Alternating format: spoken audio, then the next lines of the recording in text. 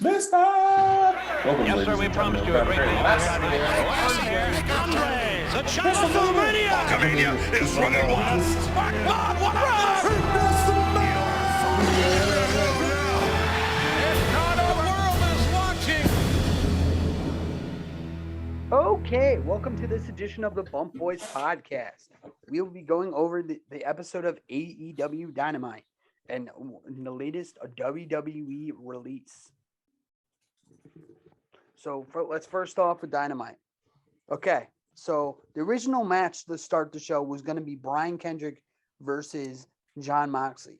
But Bryan Kendrick got pulled hours before by AEW president Tony Khan because of Bryan Kendrick's history of his comments came out from years ago about his remarks about the Holocaust. His beliefs About the Holocaust, saying it's like fake and stuff. So I had to. He must have been zooted. He must have been on like a couple Zans or something. Yeah. Like he said, like what? The Earth was like a space station. No, the he moon said was a space station. Yeah.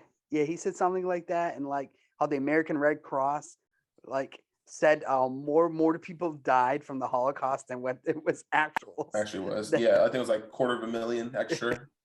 Yeah. I was like, yeah. Dude, it sounds very bad. And then he said something bad about Sandy Hook. That was the other one. Oh, I didn't see that. What did he say about Sandy Hook? I didn't see that. It was that. Did you guys didn't see that one?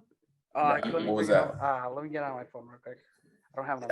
Well, he does that. Yeah, Kendrick was wilding, so Mox ended up going against Wheeler Yuta.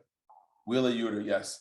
It was a decent match. You could definitely tell that it was it was obviously known because of the internet that it was definitely a impromptu match because some of the spots were a little bit, what do you call it? It was a little lackluster kind of. But it was a decent match, to open up the show. You could tell that they didn't have practice against each other. Yeah, they didn't have no time. Yeah. A little sloppy. Yeah, you like them? Extra sloppy. Liv Morgan was looking at it like, that's kind of sloppy. But it was a good match and everything like that. And then, so after that, yes. It was all three comments. He had comments about Sandy Hook, 9/11, and the Holocaust. So about the three. God damn. Basically, cancel culture, yo. This man's canceled, basically. Bryan Kendrick, we'll see you on the Indies, dog. If anything, we'll see you in Oklahoma Mud Valley Wrestling. Dude, I can't find the. Whatever. It was just bad. It was very bad. Yeah, it was pretty bad. Yeah, cancel culture type stuff. My man was trying to get canceled. He was wilding. He was zooted. So, Cheated. It was a really good match between Mox and Yuta. I watched it a little bit before we started. So. And then after that match, Daniel Bryan came out. Daniel Bryan came out, cut a promo saying that we would be great teaming, fighting against each other, but what if we team together? Two-man power trip. 2-man power trip. Another 2-man power trip. And he called out everything that, and you know what it reminded me of? It kind of reminded me of like Serpico, like good cop, bad cop, because he was like, people don't like me, but they do like you. So it's kind of almost like, Vic Vinegar, Hugh Honey. The Rock and McFoley. The Rock and McFoley, one of the people that everybody likes and then the one that people don't like. I would like to see it because he started mentioning off, he talked trash about, there's a cowboy. It was funny. There's a cowboy for a champion. There's a dinosaur for a tag team champion. And then Sammy Guevara just makes a bunch of TikToks and Instagram videos. And I was just like, I'm not gonna lie. I would like to see these two tag up. I think it would be fun. Oh yeah, they especially want to like team and like train like the younger people. Like they want to make a faction of like them and the younger people. Like add different young wrestlers to help them. I think this is going to be their form of like evolution. Honestly, this is evolution basically. Like we can all admit. I feel like this is going to be their evolution. They're going to get a third guy. I just want to know who they're going to get 4. I think they're going to do. I think there's going to be 4. Honestly, I think they're going to get literally. I think Dante is going to kind of be the Randy-esque of the group, maybe. Oh, why you think Dante Martin's going to be one of them? They mentioned him. Oh, they did. Yeah, they were mentioning off a bunch of like young wrestlers. I believe they mentioned Dante and Like the Wheeler Yuta, the guy that he actually just wrestled. Who? So let's say they do an evolution style. It would have to be a big, and then Wardlow would be so good for it. 2 mediums, and then the old guy would be Daniel. The Ric Flair role would be Daniel Bryan. Triple H would be Jon Moxley. Yep. And then you need a Batista, which could have been Wardlow. That would have been a nice little, faction right there. Oh yeah, we'll get into that later on. Yes. And then I believe was there was a promo between Private Party and Andrade and Matt Hardy. Yeah. Which Isaiah was it? I forgot his name. I keep always butchering. It's Isaiah, right? Isaiah. He was like, I might beat him, and then take his girl. And I started dying when he said some shit like that. It was just definitely an impromptu. And then I don't know. Like I feel like it's kind of like it's obviously mid-card stuff. I just need to see what they're gonna do with it. And then obviously, of course, I think Isaiah's gonna to set up a Rampage that. Yeah, they're gonna do the TNT title. But I just once again, did I not say that? Call this? I was like, well, if Sammy beats Cody Rhodes, I need to see this guy in a storyline, yo. Like, I'm tired of these open challenges. Like, it gets kind of annoying. Opens. It's so boring and like. And then I think after that was the Dan Lambert versus Brandy Rhodes. Yeah, Brandy Rhodes. Yep. That was good, yo. Dan, he could cut a promo, yo. He was cutting a very good promo. Oh, and then Paige Van Zant came out to attack Brandy. Their version of Ronda, basically. Their counter. Had her music pop out. I had a tag and a reputation. That'd be funny if they actually did to the music. She should have just if you think Vince has a walk you can mock. Ronda has a walk you could. It's like the shoulder shrug and like arms dangling and shit like that. But overall, that was a good promo and everything like that. I personally enjoyed it. I will say this for later on in the episode. Dan Lambert comes out with Lance Archer's manager. I forgot his name.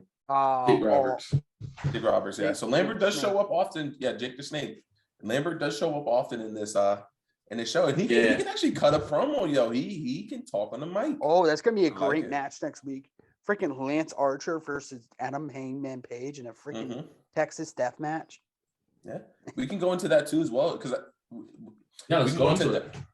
Yeah, because then we can always just touch in on the Chris Jericho and then the Penta tag team match and then Chris Jericho's promo. But so I'm going to say this. I'm going to be hated for this. I feel like Cowboys' run has kind of been a little bit dry. Lackluster, yes. It just feels like he's going to beat him. He's going to beat him. So. They don't like these short reigns. If this was WWE, I'd be like, Lance Archer has a shot. It feels like a Big E reign. That's what it feels like. It's not like the reign, but it's a reign. You know what I'm saying? Yes. Yeah. Like there was so much hype. I know, like the hype building up into him getting it. Obviously, the whole COVID, him having to pull out from the COVID, did kind of ruin the hype around it.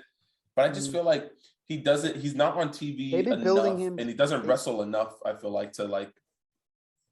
Hangman Page, they've been building since the beginning. That's probably the biggest thing is they've been building him up as a huge star for that crowning moment because that was like 2 years of long storytelling, and that was great for them. But it was good storytelling too, like the backstage promos, him in the segment with the bar and all that kind of stuff. But like it's just like he just comes out, cuts a little promo, and then it just kind of feels like a Brock reign. But the promos aren't as good. I ain't gonna lie, like he just comes out saying you're tired, everything, cuts a little promo. Like this one was kind of just like walked on and said, "I don't give a shit." Yeah, like it was very. I hate to say, I felt like before April we'll have a new AEW champion. I personally feel like. Oh, March! It's March. It's in March. No, I'm just saying like before April. Like if he doesn't lose it at Revolution, eventually he'll lose it at like a Dynamite or something like that. Like, I think I think the AEW show that's in Connecticut is like the show right before their Dynamite, right before Evolution. So it's like 2 out from Dynamite.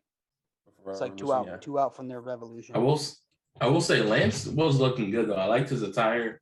Like I didn't like Lance before he took that break. But Lance now, like I remember Will said, like, this Lance you can fuck with. This Lance, like I just watched it again and I was like, you know what? This is the Lance I want to watch. This is the Lance I want to see Jon Moxley had that death match, and this is the person, that style, and this is how he has Jake talking with him, and he's like, Jake's basically like, Jake is slow when he talks, like he's stumbling to take a breath, and then Lance is just like, I don't give a fuck, I'm gonna whoop his ass. Like, I like that demeanor about him, and this look, he's slimmed down, that is an AEW World Champion in my opinion. I think so. What were you saying, Dan? Just go. I'll type it. Oh, yeah. That choke slam that he hit on Hangman was really good, in my opinion. I like that choke slam because it wasn't like a traditional choke slam on the stairs. The stairs were sideways standing up, so you have to clear more people to slam. And I don't think I've ever seen that. I don't think I've ever seen anybody get slammed on the stairs like that, in my opinion. But overall, Lance was the highlight of that. We did have Jericho calling out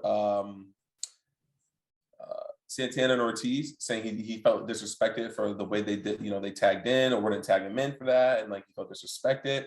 And like I called it, we may get Eddie versus Chris Jericho as the next story, as the next headline, Eddie versus that's Chris gonna Jericho. be the big one at Revolution.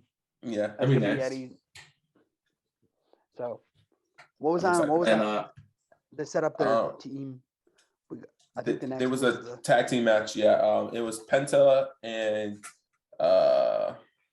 Pac, the Bastard Pac versus House of Black. House of Black, Malachi Black, and then Brody Lee. Brody Lee. Yeah. Brody. He said Brody Lee. Brody King. Brody King. No, the first time he said Brody Lee. I was like, Brody King. Brody King. Yeah. Dan? Yeah, he said Brody Lee the first time.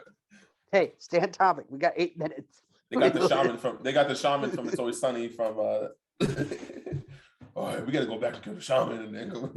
All right, but anyway, the match was okay. I still feel like, in my opinion, it is. I think Penta, now that he has the chance, he's singles. I would like to see him go for Sammy's TNT title. In my opinion, I feel like the matches they could do would be awesome. Like, oh yeah, the crowd loves him. You could do a nice little storyline between him and Sammy.